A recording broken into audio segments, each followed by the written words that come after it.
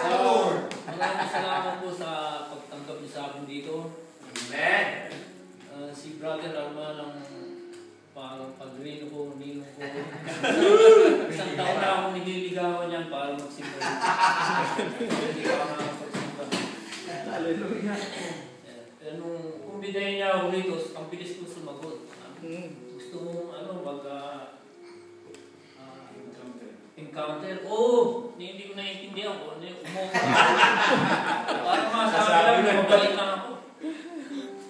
Dahil marami kami, yung pinumbida niya ako, oo kagad ako. Pero sa loob-loob, ba't ako? Hindi ako. Nabigla pala. Nasubo. Isang linggo iniisip ko kung ano ang gagawin ko excuse. Pero may excuse na ako, masakit ang ipin ko, may appointment ako sa doktor, hindi na sasabihin ko. Tuwing planuhin ko siyang tawagan, hindi ko maidala yung number niya. Magkakauli-uli ang kagabi, sabi ko, bukas na lang ng umaga. Bibiglayin ko to, sabihin ko, masakit ang katawan. Hindi pa ako makakatayo, ito na, kumakatok na sila. Hallelujah. Inunahan. Sabi, asa akong aga naman. Aga na siya. Kaya, pero papasalamat ako siguro. God's will na rin yun. Yes. Nakabagot na ako. Hindi ako kumikilos. Wala akong footwork. Pagod na ako sa buhay ko na pretending I'm good. Pretending na opidorin buhay ko. Pero hindi. Umuwi ako. Nagbabayad ko tayo kami. Tinatamaan ako. Akala ko, pinapatamaan ako ni Brother. Alam mo itong ginagawa ko. Akala ko, inasawa ko, nagsusumbong din ko. Hindi nagpapasa ng bahay ko sa bahay. Tinatamaan ako parati. Kaya sabi ko, pag nasa ganitong buhay ko, kung wala, iyo. Amen. Kaya tumanda na ako. Lumaki yung Katoliko. Sa galit ko na lang, minsan tinatago ko yung pag-iyak sa bahay.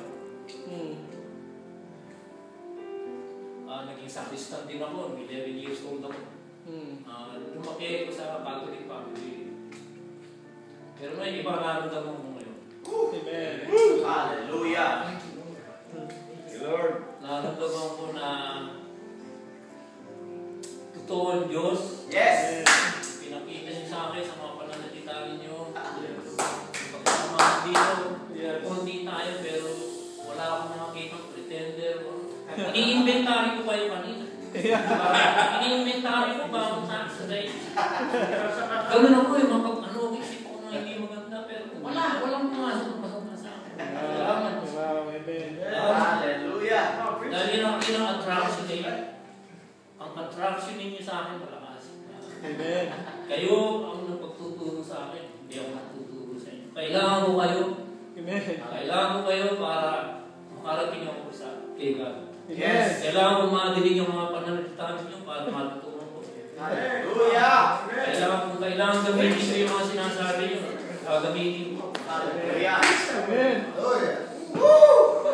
Malaking bagay ang na-experience ako ngayon. It's a big help for me. Kung nagpapakabait ako sa sarili ko, matutulungan ko pamilya ko. And being honest with myself, magiging honest din ako sa inyo. Yes. Yes. Hallelujah. Salamat po sa pagtanggap sa akin. Amen. Salamat, brother.